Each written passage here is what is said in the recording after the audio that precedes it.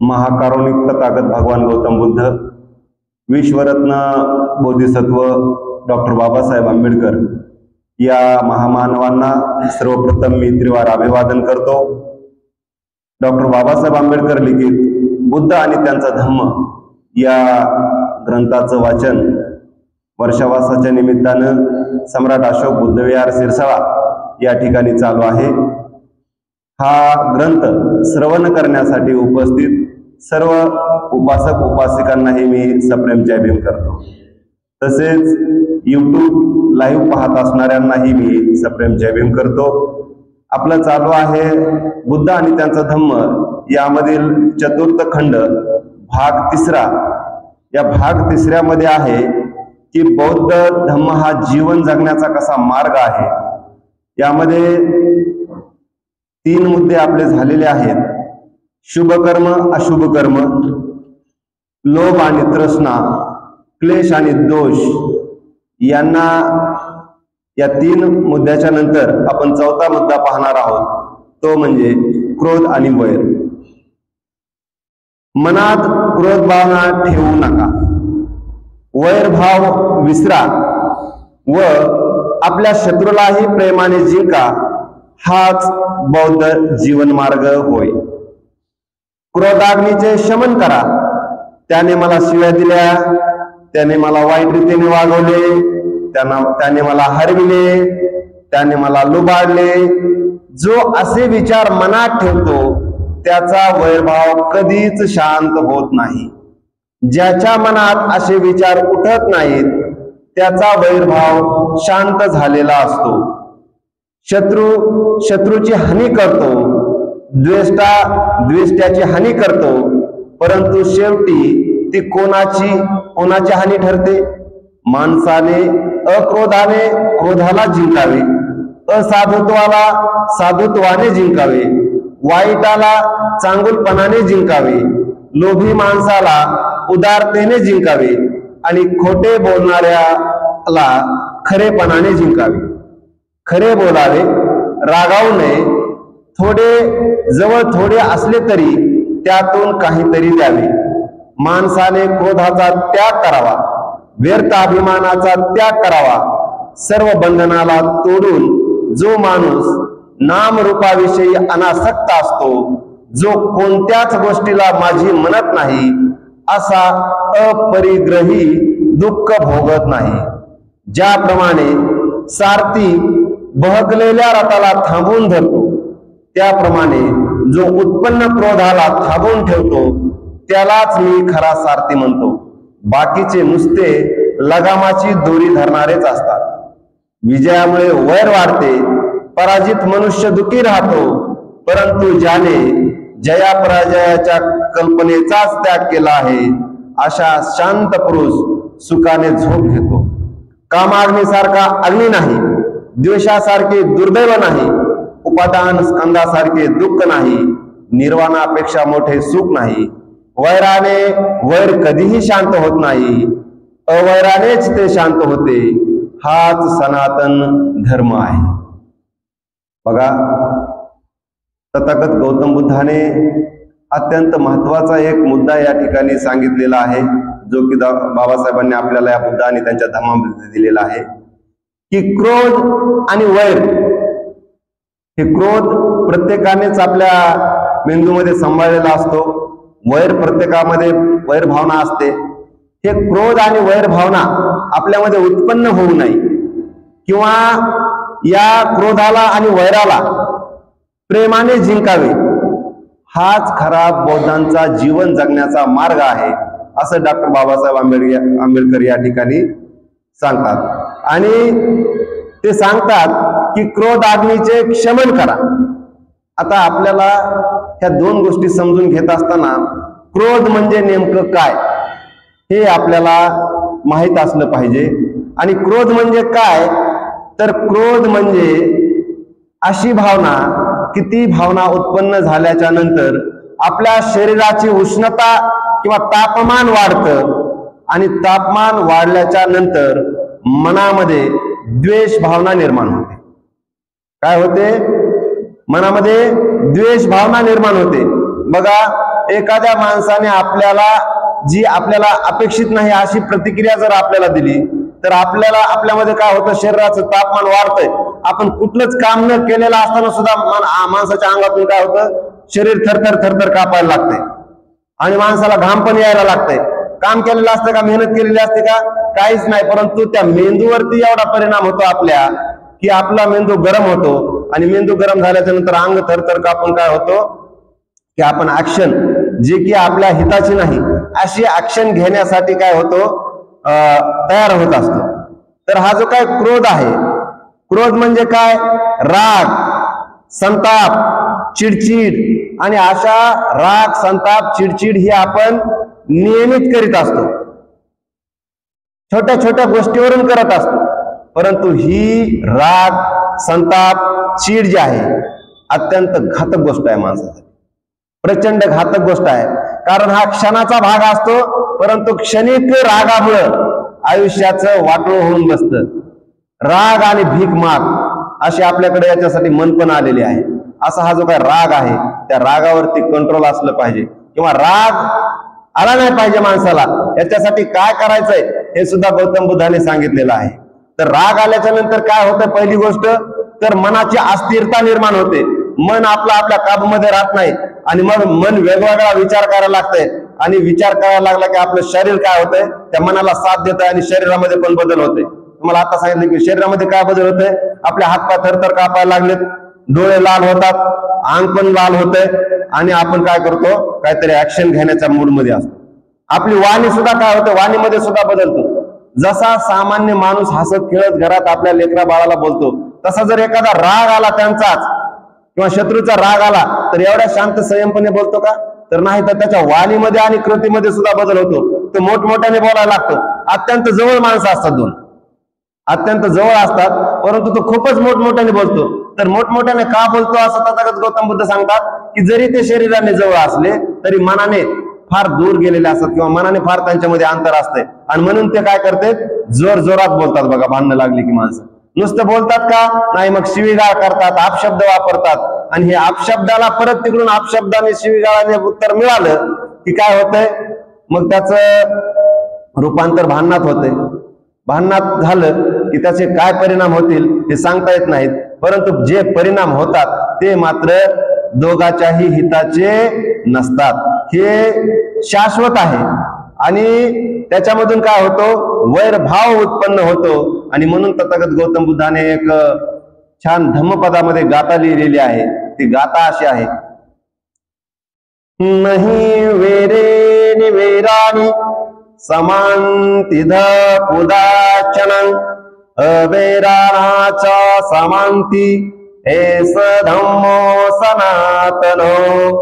मराठीत त्याला काय म्हटलं जातंय, तर वैराने वैर कधी शांत होत नाही. काय होत नाही. आता वैर म्हणजे काय हे तुम्हाला आणखीन महत्वाचं कळायला पाहिजे. तर वैर म्हणजे काय की हे रागातून किंवा क्रोधातून जी भावना उत्पन्न झालेली आहे ती भावना कायम मनात ठेवणे आणि तसा सूड घेण्याचा प्रयत्न करणं म्हणजे ही काय आहे, वैर भावना आहे. दुसऱ्याच्या बद्दल द्वेष भावना मनामध्ये निर्मिती झालेली जी असते, त्या निर्मित झालेली जी काय वैर भावना आहे ती वैर भावना कायम मनात ठेवून काहीतरी बदला घ्यायचा आहे, ही भावना जी आहे ती म्हणजेच वैर भावना आहे. आणि गौतम बुद्ध सांगतात की वैराने वैर कधीच मिटत नाही किंवा शांत होत नाही, ते अवैरानेच शांत होऊ शकतंय. आणि हा सनातन धर्म आहे. तुम्ही आता अलीकडच्या काळामध्ये सनातन धर्म सनातन धर्म सनातन धर्म वाचवायचा आहे असं बऱ्याचशा युट्यूबला किंवा वेगवेगळ्या लिंकला फेसबुकला बघत असतात. तर हे सनातन धर्म कोणता आहे, तर सनातन धर्म खरा हा गौतम बुद्धाचा सनातन धर्म आहे. आता सनातन म्हणजे काय हे पण आपल्याला लक्षात आलं पाहिजे. तर सनातन म्हणजे काय आहे, तर जे कधीच बदलत नाही ते म्हणजे सनातन. कायम राहणारी गोष्ट म्हणजे काय असते, सनातन असते. आणि मला सांगावंसं वाटतंय की तथागत गौतम बुद्धाचा धम्म हाच खरा सनातन आहे. कारण या धम्माने दिलेली तत्वज्ञान जे आहे, फिलॉसॉफी जी आहे ती कधीच बदलणारी नाही. परंतु तरीही गौतम बुद्धाने सांगितलेलं आहे की काल परत काय होऊ शकतो, याच्यात बदल होऊ शकतो. परंतु हे जर काय मुद्दा आहे की वैराने वैर कधीच मिटू शकत नाही. मग काळ भूतकाळ होता काय आज असेल काय किंवा उद्या असेल काय, तरी वैराने कधी वैर मिटू शकता का? कधीच मिटू शकत नाही. आणि वैर जर मिटवायचा असेल तर आपल्याला अवैरानेच मिटवावे लागेल असं तथागत गौतम बुद्ध म्हणतात. आणि हा जो काय वैर आहे किंवा राग आहे, राग हा प्रचंड अत्यंत घातक गोष्ट आहे. कारण राग आपण दुसऱ्यावरती काय करतो, व्यक्त करत असतो. आणि हा राग व्यक्त करत असताना गौतम बुद्धच एका ठिकाणी म्हणतात की राग हा जळता कोळसा आहे. जळता कोळसा आहे, बरोबर आहे. हा आपण दुसऱ्यावर जर फेकायला गेलं तर सुरुवातीला काय होणार, आपलेच हात भाजणार. त्याच्यामुळं रागावरती काय असलं पाहिजे, कंट्रोल असलं पाहिजे. आणि मग रागावरती कंट्रोल सांगत असताना बऱ्याच ठिकाणी सांगितलेलं आहे की रागावरती कंट्रोल कसं घ्यायचं. तर कुणी म्हणते पाणी पी, 2 घोट पाणी पी, थोडा शांत बस, तोंडावरच पाणी मार. परंतु अशाने राग शांत होत नाही. तर राग शांत करण्यासाठी काय आहे, मैत्री भावना, मैत्री साधना केली पाहिजे नियमितपणे. मैत्री भावना किंवा मैत्री साधना जर केली तरच तो राग काय होऊ शकतो, शांत होऊ शकतो. आणि जर मैत्री भावना नसेल तर क्रोध शांत होऊ शकत नाही. आणि मग हा जो काय क्रोध आहे, क्रोध काय करतो, वैराने वैर वाढतच जातं. आता हे वैराने वैर वाढतच जातं. हे कसं जातं, तर तथागत गौतम बुद्धाच्या काळामध्ये 2 पती पत्नी असतात बघा. तथागत गौतम बुद्धाच्या काळामध्ये 2 पती पत्नी असतात. त्यांचा विवाह होऊन जवळपास 4-5 वर्ष झालेले असतात. आणि विवाह झाल्या त्यांचा अत्यंत सुखी संसार असतो. नवरा बाहेर कमवतो, घरी आणून देतो. घरी आणल्याच्या नंतर पत्नी त्यांनी आणून दिलेल्या संपत्तीचं, जसं आपल्याकडे प्रतिज्ञा सांगितल्या जातात की मी पतीच्या धनसंपत्तीचं रक्षण करील, संसार नीटनेटका करील, त्या पद्धतीनं ती संसार त्याच्या धनाचा अत्यंत नीटनेटकेपणे करत असते. आणि ते करत असताना तिला काय होतं, एक गरोदर राहते. आणि गरोदर राहिल्याच्या नंतर ती काही दिवसांनी बाळातीन होते. आणि बाळातीन झाल्याच्या नंतर मात्र ते सगळे सुखी असतात, आनंदी असतात. नवऱ्याला आनंद होतो, तिला आनंद होतो, तिच्या घरच्यांना आनंद होतो. परंतु त्याच वेळेस काय होते, ती बाळातीन झाली की एक राक्षसीन येते. आणि राक्षसीन येते तिच्या लेकराला काय करते, खाऊन टाकते, घेऊन जाते आणि जंगलामध्ये खाऊन टाकते. परत सगळे दुःखी होतात, सगळ्यांना फार वाईट वाटतंय. आणि वाईट काही दिवस वाटतंय, दुःख माणूस विसरतच असतंय. शेवटी ते दुःख विसरतात, परत संसाराला लागतात. परत काही दिवसांनी तिला दिवस जातात, परत ती गरोदर राहते आणि परत एक मुलगा होतो. परत मुलगा झाला की परत काही दिवसांनी ती राक्षसीन येते, त्या मुलाला घेऊन जाते आणि मुलाला घेऊन जाऊन जंगलामध्ये काय करते, खाऊन टाकते. मग तिच्या असं लक्षात येतंय की आपण बाळाला जन्म दिला की काहीतरी राक्षसीन येते आणि आपल्या बाळाला काय करायली, खाऊन टाकायला लागली. ती म्हणून ती काय करते की म्हणते आता मला बाळ जन्मलं किंवा मी गरोदर राहिले की मी आता इथं डिलिव्हरीला राहणारच नाही. कारण माझ्या बाळावरती संकट आहे. माझ्या गावामध्ये मला जिथं दिलं तिथं माझ्या बाळावर संकट यायलंय, राक्षसीन येली आणि खाऊन चालली. म्हणून ती काय करते, यावेळेस म्हणते आता मी डिलिव्हरीला आले की मी जाणार माझ्या माहेराला. आणि मग ती काय करते, माहेराला जाते. आणि माहेरात जाऊन तिची डिलिव्हरी होती. डिलिव्हरी झाल्याच्या नंतर ती काय करते, डिलिव्हरी झाल्याच्या नंतर मस्त लेकराला खेळवती, वाढवती. चांगलं बरस 7-8 वर्षाचं लेकरू होतंय. ते 7-8 वर्षाचं लेकरू होतंय. ही जी राक्षसीन आहे ती वाटच बघत असते हिची डिलिव्हरी कधी होती. ती येऊन बघते तर तिला बऱ्याच वेळेस दिसतच नाही. ती मग दिसत नाही तर तिच्या घरच्याला चौकशी करते की तुमची सून कुठे गेली, तुझी बायको कुठे गेली. त्यावेळेस ते म्हणतात की माझी बायको, माझी सून काय गेली, माहेराला गेली. असं कळालं की तिला भयानक राग येते तिचा. आणि मग ती कशी काय तिकडे गेली, मला तिचे लेकरं खायचे आणि तिकडं कशी काय गेली. म्हणून ती काय करते, तिच्या माहेराला जाते. त्यावेळेस ती काय केलेली असते, तळ्यावरती आंघोळीला गेलेली असते. तिच्या त्या 7-8 वर्षाचं लेकरू काठावर बसलेला असतंय, ती तळ्यात आंघोळीला गेलेली असते. आणि ती आंघोळ करत असताना तिला लक्षात येतंय की तिकडून ती राक्षसीन काय होईल, धावतच येईल माझ्या लेकराला खायला. ती तसंच गडबडीने पाण्यातून बाहेर निघते, कपडे गुंडाळती आणि त्या लेकराला छाताला कवटाळती आणि जीवाच्या आकांताने पळती. रस्त्याने जोरजोरात आरडती, वाचवा माझ्या लेकराला, कोणीतरी वाचवा, ती दुष्ट राक्षसीन आलेली आहे, ती माझ्या लेकराला परत खाऊन टाकील. तिने माझ्या आधीच 2 लेकरं खाल्लेत, हे पण लेकराला ती खाऊन टाकेल. ते आरडा ओरडा करत राहते. परंतु तिच्या मदतीला कोण ऐकायला त्याचं परिस्थिती जवळ नसते. त्याच्यामुळे ती पळतच राहते. आणि पळते त्याच वेळेस ती त्या पळत असताना बेभान हाकून त्या वेळुवानात घुसते. आणि वेळुवानात घुसती जंगलात लपाव म्हणून. परंतु ते वेणुवनात घुसली असताना त्या ठिकाणी तिला काय दिसते, गौतम बुद्धाचा तो आश्रम दिसतो, गौतम बुद्धाचं विहार दिसतंय. आणि विहारात दिसली की माणसं दिसली की माणूस कसं बघा, घाबरलेला माणूस किंवा एखादं संकट आलं की माणूस जवळ करते, तसं ती काय करते, त्या विहारात घुसती. आणि विहारात घुसली की तिथं तिला गौतम बुद्ध दिसते. गौतम बुद्ध दिसली की ती थोडीशी सावध होती आणि पळतच जाते गौतम बुद्धाकडे. त्यांच्या पायावरती लेकरू ठेवती आणि लेकरू ठेवून म्हणती, गौतम बुद्ध तथागता माझ्या लेकराला काही करून वाचव. ही राक्षसीन माझ्या माग लागलेली आहे. ती जो पोहोचती नाही तोपर्यंत ते राक्षसीन तिच्या माग पळतच येते. राक्षसीन पळत आहे ती तितक्यात गौतम बुद्ध पण तिला बघतात. गौतम बुद्ध बघितलं की लगेच म्हणत नाहीत राक्षसीन पळ पळ पळ चल निघ इथून, किंवा तिला दाब टाकून किंवा काय सांगून पळून लावत नाहीत. तर तिला म्हणतात ये बस, ये बस म्हटल्याच्या नंतर ती राक्षसीन सुद्धा थोडी शांत होती. आणि राक्षसीन शांत झाल्याच्या नंतर ते गौतम बुद्ध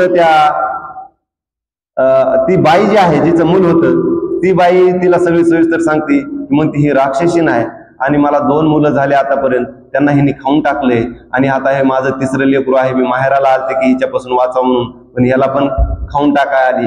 ही माझी मुलं का खात आहे, गौतम बुद्धाला विचारते, ही माझी मुलं का खाते. आता गौतम बुद्ध तर तुम्हाला माहित आहे शास्त्र आहेत, ते प्रचंड विद्वान आहेत, ज्ञानी आहेत, त्यांना भूतकाळातल्या बऱ्याचशा गोष्टी माहित असतात, भविष्य काळातल्या बऱ्याचशा गोष्टी ते जाणत असतात. आणि मग हे जाणत असताना ते बघतात की ह्यांचं काय झालेलं आहे. तर त्याच्या लक्षात येतंय की फार पूर्वीच्या काळामध्ये हे एक मुलगा आणि मुलीचं लग्न झालेलं असतंय. आणि त्या मुलगा आणि मुलीचं लग्न झालेलं असतं त्यावेळेस त्या मुलीला लेकरूबाळ होत नसते. फार पूर्वीच्या काळामध्ये त्या दोघांचं पती पत्नीला लग्न झाल्याच्या नंतर बराचसा काळ लेकरूबाळ होत नाही. आणि लेकरूबाळ होत नाही म्हणून काय करते ती मुलगी तिच्या नवऱ्याला म्हणते की मालक, आपल्या संसाराला आता 5 वर्ष झालेत, आपल्या संसाराच्या वेलीवरती एकही फुल नाही, तुम्ही काय करा, मला लेकरू होत नाही म्हणून तुम्ही दुसरं लग्न करा. ते म्हणते काय येडी आहेस का काय, तू असताना मी दुसरं लग्न कसं करू. तर ते म्हणते बघा मी लेकरा बाळासाठी सांगते की तुम्ही दुसरं लग्न कराच, कारण मला लेकरू बाळ व्हाय नाही म्हणून म्हणली मी. आणि ते म्हणते नाही तिला आणलं, दुसरी बायको आणली तर तू तिला भांडशील. ती म्हणते नाही मी भांडणार नाही, ती जरी आली तरी मी तिला बहिणीसारखी वागवीन, मी तिच्या संग बहिणीसारखी राहीन, तिचा लाड प्यार करीन, परंतु तुम्ही काय करा दुसरं लग्न करा. अशी ती बऱ्याच वेळेस विनवती. त्यावेळेस तो पुरुष काय करतो, लग्न करतो. आणि लग्न केल्याच्या नंतर मग या तिघांचा संसार अत्यंत आनंदाने चालू असतो. परंतु हा संसार चालू असतानाच काय होतं, मग एकाच वर्षामध्ये काय होतंय, त्या नवीन जी पत्नी असते तिला जातात दिवस गेले की मग तिचे सासू सासरे नणंद बाकीच्या महिला सगळ्या तिचं कुतूहल करतात. माय झालं की ह्यांना लेकरू होते, ही लय चांगली आली, हिचं पायात गुण आहे असं म्हणून सगळ्या तिचं नवल करतात, कुतूहल करतात. सासू सासरे तिची माया करतात, नवरा तिची माया करतात. तिला काम करू नको, इथंच बस, उचलू नको, फाला करू नको, तिचं लाड मग तिथं बघायचं कामच नाही. हे इतकं सगळं बघितलं की ही जी काय पहिली बायको असती तिच्या मनामध्ये द्वेष भावना निर्माण होती. म्हणती ही कालच आली, मागून आली आणि आता हिचा एवढा लाडप्यार करायला लागले तर माझ्याकडे कोणाचं लक्षच नाही, असं आहे का. म्हणती बरं मी बघतेच. आणि मग असं केल्याच्या नंतर दिवस गेल्याच्या नंतर काही झालं की महिना 1.5 महिना 2-3 महिने होऊ देते. आणि मग 2-3 महिने झालं की जेवणातून तिला काय करते, ती विष देते, थोडंसं विष देते. आणि थोडंसं विष दिलं की त्या बिचारीच्या पोटातला काय होतो, गर्भाचं पाणी होतंय आणि गर्भ काय होतंय, गर्भपात होते.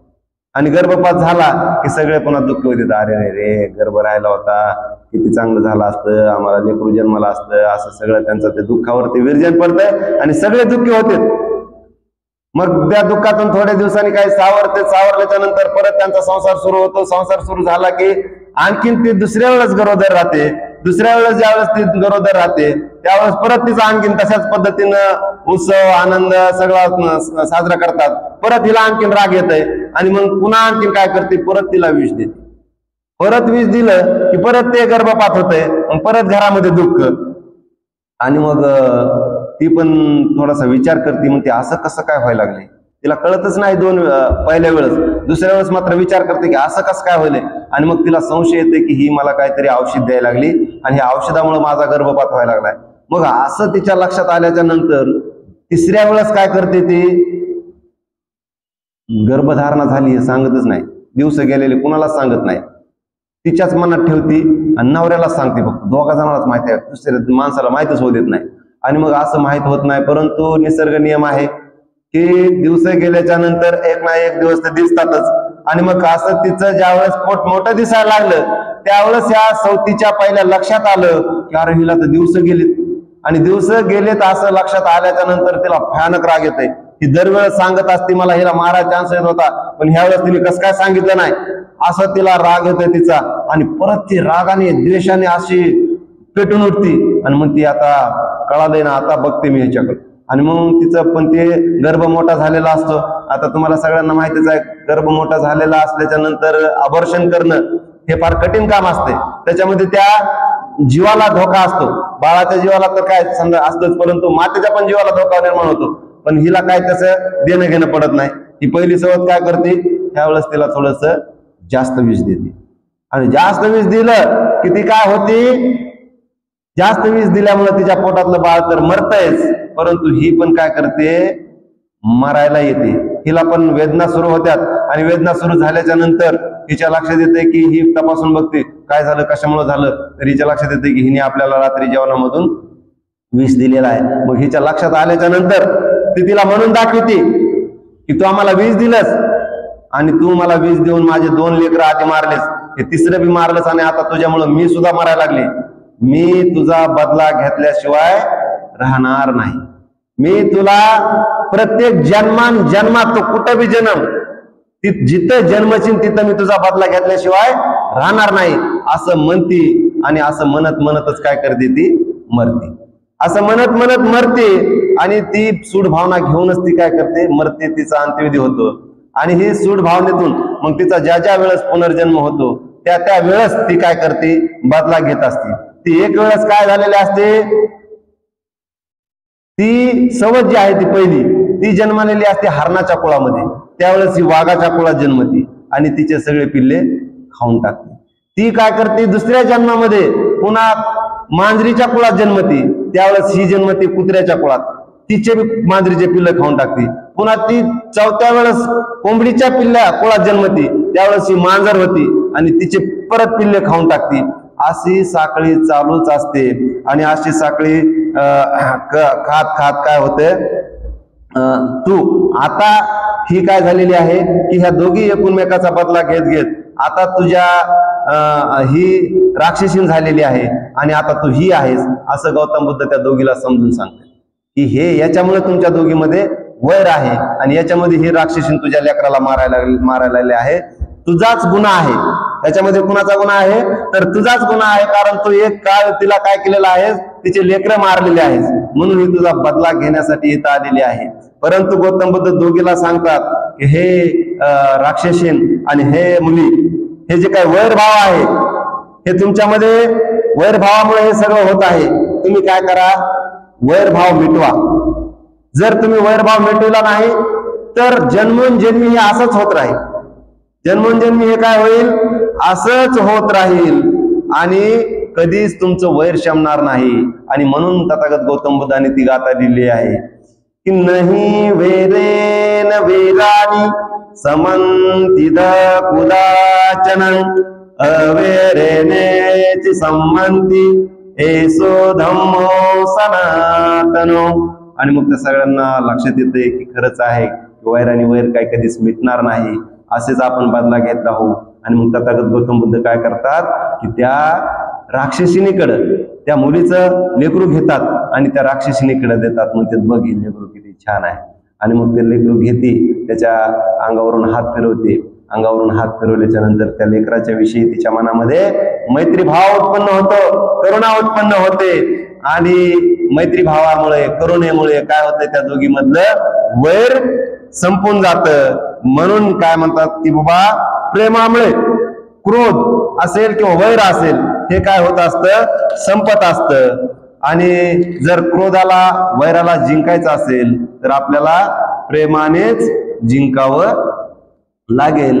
अशा पद्धतीचं या ठिकाणी ते सांगते आणि त्या दोघीमधलं वैर मिटतं. असं हे क्रोध जे आहे फार भयानक आहे. क्रोध अग्नी आपण आपल्या डोक्यामध्ये अजिबात जळता कामा नये किंवा अजिबात ठेवता कामा नये. ज्या ज्या वेळेस तुम्ही कुणाविषयी किंवा कुणी आपल्याविषयी द्वेष भावना निर्माण करत असेल, कुणी आपल्याविषयी वाईट बोलत असेल, तर ती गोष्ट त्याच ठिकाणी सोडून दिली पाहिजे. ती डोक्यामध्ये घेऊन गेलं नाही पाहिजे. जर ती गोष्ट आपण डोक्यामध्ये घेऊन गेलो तर मात्र काय होऊ शकतं की याचा भडका होऊ शकतो, आणि भडका होऊन फार मोठं संकट कुणावरती येऊ शकतं, आपल्यावरतीच येऊ शकतं. मग ही वैरभाव कसा मिटवायचा, तर तथागत गौतम बुद्धाने सांगितले की वैराने वैर मिटत नाही तर प्रेमाने मिटतं. आणि हे प्रेमाने मिटण्यासाठी आपल्याकडे काय असलं पाहिजे, मैत्री भाव असला पाहिजे. मैत्री भाव असला पाहिजे. आणि मैत्री भाव ज्यांच्याकडे असतो, तर मैत्री भाव म्हणजे काय किंवा राग म्हणजे काय, तर राग याचं आपण उदाहरण बघितलेलं आहे की राग म्हणजे काय. परंतु हे राग माणसाला फार डेंजर गोष्ट आहे. तुम्हाला मी आधी सांगितलेलं आहे की रागामुळे काय होतो की माणूस कोणत्याही थराला जाऊ शकतो. बघा, राग आला की शिवीगाळ करतो, राग आला की कोणाला मारतो, कोणाला मारणं होत नसेल, एखाद्याकडे ताकद नसेल तर स्वतःच काय होतो, आत्महत्या बी करतो. रागामुळे माणूस कोणत्या स्टेपला जाईल हे कोणी सांगू शकत नाही. आणि हा राग जो आहे, रागावरती औषध काय जर असेल तर तथागत गौतम बुद्ध काय म्हणतात की रागावरती औषध आहे मैत्री भाव किंवा मैत्री समाधी. त्या मैत्री समाधीमध्ये जो जो लीन असतो तो काय करतो की रागावरती विजय प्राप्त करतो. म्हणून आपण सुद्धा आपल्या मनामध्ये मैत्री भाव उत्पन्न केला पाहिजे. परंतु मैत्री भाव कधी उत्पन्न केला पाहिजे, तर ज्या वेळेस आपल्याला कोणतरी शिव्या देईल त्यावेळेस मैत्री भाव उत्पन्न होत नाही. तर मैत्री भाव उत्पन्न होण्यासाठी आपल्याला अगोदरच साधना करावी लागते. जसं की विहीर, तहान लागली की विहीर खोदून फायदा आहे का, अजिबात नाही. भूक लागली की समजा शेतीत पेरणी करायची म्हणलं तर जमल का, नाही. किंवा लढाईला जायच्या वेळेस सैनिकांनी प्रॅक्टिस करायची म्हणलं तर जमल का, नाही.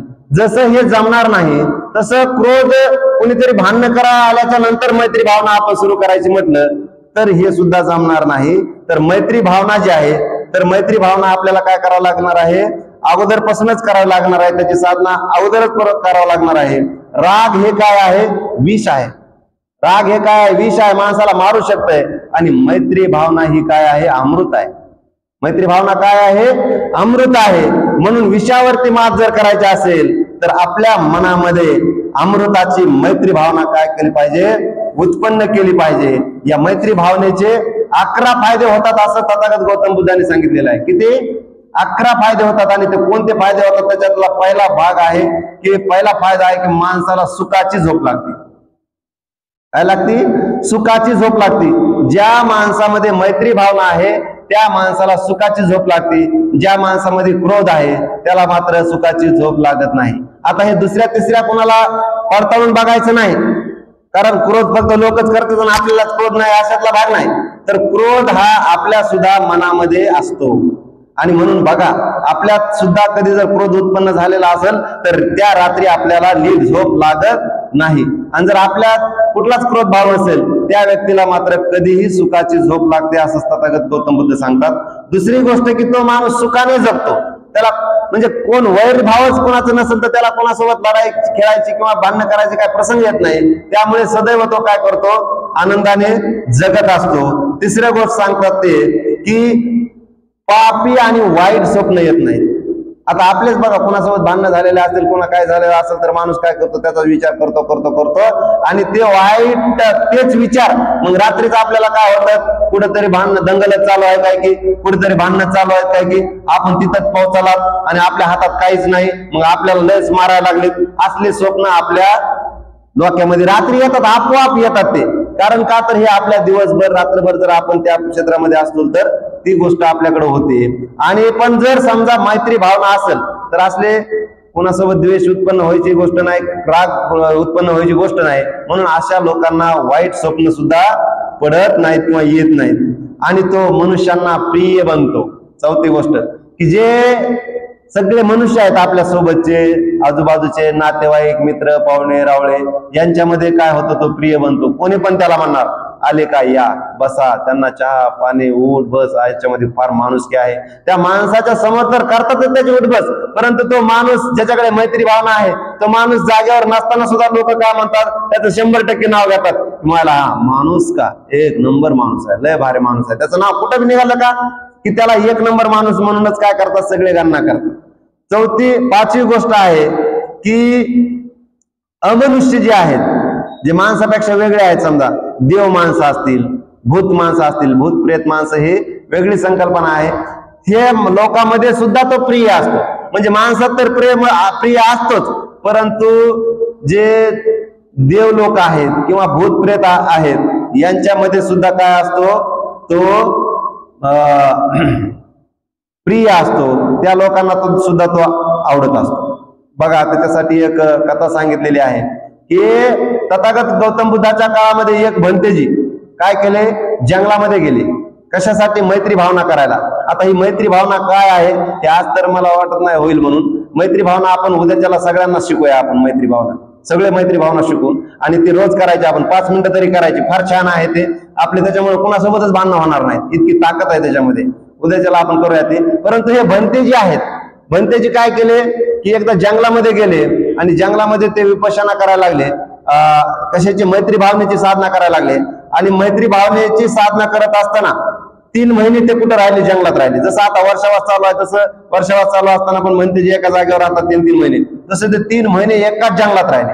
आणि 3 महिने एकाच जंगलात राहिल्यामुळे त्यांनी जे मैत्री भावनेची साधना करत असताना काय झालं की त्या ठिकाणचे जे पशु पक्षी यांच्यामध्ये मैत्री भावना उत्पन्न झाली. त्या ठिकाणच्या झाडामध्ये मैत्री भावना उत्पन्न झाली. त्याच्यामधल्या सरपटणाऱ्या प्राण्यामध्ये मैत्री भावना उत्पन्न झाली. त्यातल्या वाघामध्ये, हत्तीमध्ये, सगळ्याच प्राण्यामध्ये मैत्री भावना उत्पन्न झाली. आणि मैत्री भावना उत्पन्न झाल्याच्या नंतर 3 महिने झाल्याच्या नंतर ते भंतेजी मात्र काय झाले, परत निघाले. चला आता आपल्या विहारात जाऊ म्हणून. हे विहारात निघाल्याच्या नंतर काय झालं की एका ठिकाणाहून जोरजोरात रडण्याचा आवाज यायला लागला. भंतेजीला काय व्हायला लागला? जोरजोरात रडण्याचा आवाज यायला लागला. आणि तो आवाज ऐकून भंतेजी म्हणे, माझ्या एवढ्या जंगलात कोण असलो, हे रडण्याचा आवाज कसा काय यायला लागलाय? त्यावेळेस तिथं ती वृक्ष देवता जी आहे, ती वृक्ष देवता त्यांना म्हणते की भंतेजी मीच रडत आहे. झाड म्हणते त्यांना, काय म्हणते? मीच रडत आहे. ते म्हणते, बाबा तू का रडत आहेस? तर ते झाड त्यांना म्हणतंय, भंतेजी तुम्ही 3 महिने या ठिकाणी आलात, 3 महिने तुम्ही मैत्री भावना या ठिकाणी साधना केली.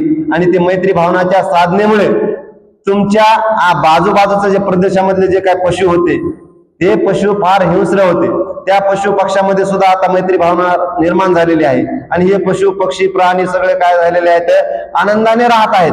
आणि आता मला असं वाटायला लागलंय की तुम्ही इथून गेल्याच्या नंतर ह्यांच्यातली मैत्री भावना पुन्हा संपुष्टात येईल आणि परत आमच्या जंगलामध्ये काय होईल, गोंधळ होईल. म्हणून मला काय व्हायला लागलंय, रडू यायला लागले. मला आता कर्मच ना गेले की तुम्ही चाललात म्हणून मला फार वाईट वाटायला लागले.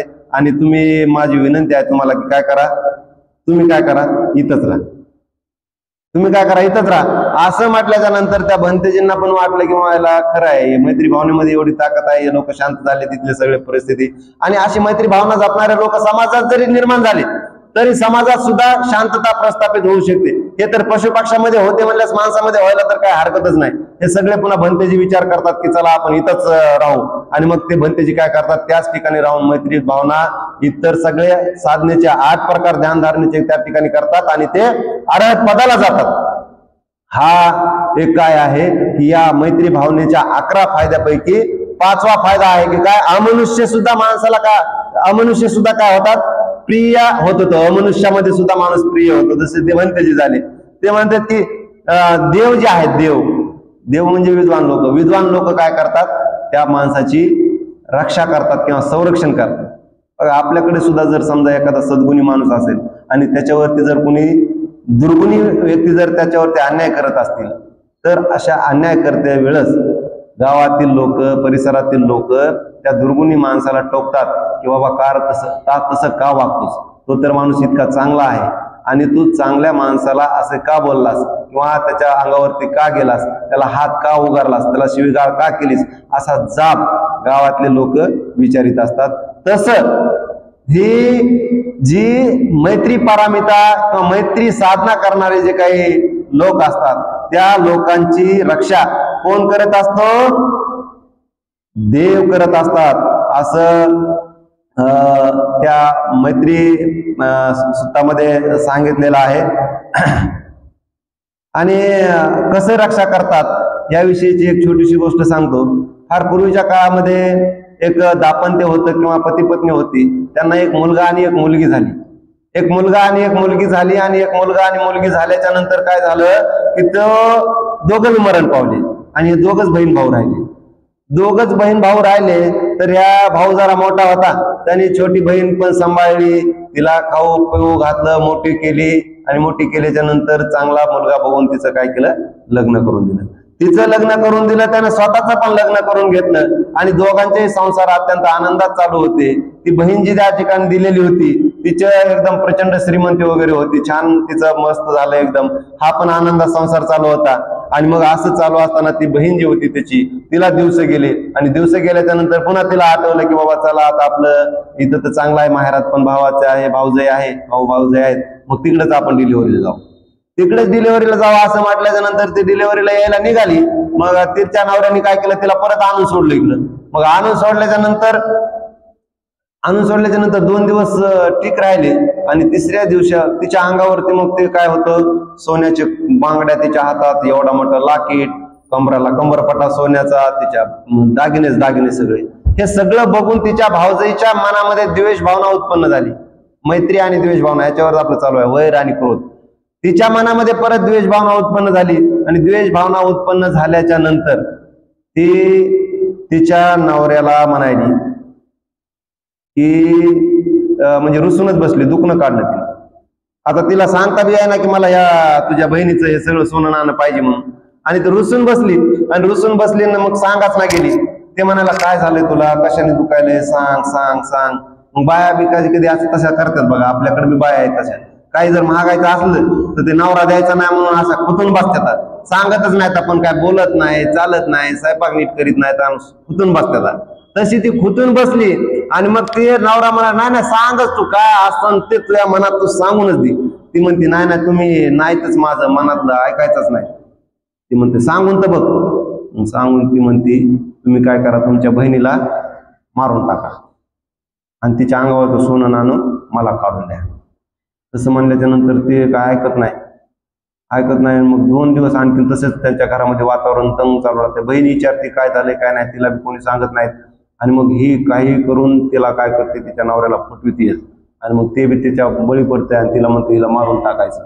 त्याच्यामुळे तिला काय म्हणते, चल तुला आम्ही काय करतो फिरून आणतो. आणि रथात बसून काय करते, जंगलामध्ये घेऊन जाते. जंगलामध्ये घेऊन गेले की एका ठिकाणी मोठ्या झाडाखाली गेल्याच्या नंतर तिचा ते खून करण्यासाठी तिला गाडीतून खाली घेते आणि मग तिथं मारहाण करायला सुरुवात होती. त्यावेळेस ती जी आहे ती बहीण तिची काय करते, ती तथागत गौतम बुद्धाची जी काय मैत्री पारमिता आहे ती मैत्री पारमिता तिने साधना केलेली असती आणि मैत्री साधनेची जी काय करते ती सुरू करते तिची मैत्री साधना व्यक्त करायला. आणि ती म्हणते की माझ्या भावाचं चांगलं होऊ दे, माझा भाऊ असं का करतोय त्याला कळत नाही, माझा भाऊ तसा नाही, परंतु असं काय करतोय, जरी त्यांनी माझा खून जरी केला तरी पण काय कर, तुम्ही ह्याला त्याचं पाप लागू देऊ नको. आणि इतकी मैत्री भावना त्याने उत्पन्न केल्याच्या नंतर बघा स्वतःचा जीव चालला तरी ती तिच्या भावाचं चांगलंच इच्छिती. आणि या मैत्री भावनेच्या याच्यामुळे मग काय करतात, त्या ठिकाणी वनदेवता प्रकट होते आणि वनदेवता प्रकट होऊन तिच्या नवऱ्याच्या रूपानेच वनदेवता प्रकट होते. आणि ते म्हणते का माझ्या बायकोला तू मारायला लागलास, असं म्हणल्याच्या नंतर तो घाबरतो की मला अचानक तिथं कुठून आला म्हणून आपला, आणि तिला सोडून तिथंच पळून जातो. मग ते तिला घेऊन तिच्या नवऱ्याच्या घरी नेऊन सोडून देतो. बघा त्या महिलेनं तिच्यावरती एवढं मोठं संकट आलं भावाचं, तरी पण तिने तिची मैत्री पारमिता सोडली नाही. तशी आपण पण मैत्री पारमिता आपण सोडायची नाही. आता मैत्री पारमितेचे किती आपण 6 लाभ बघितलेले आहेत. आता आपला वेळ होत आलेला आहे. बाकीचे 5 लाभ आणखीन काय आहेत ते आपण उद्याच्या भागात बघूया. साधू साधू साधू.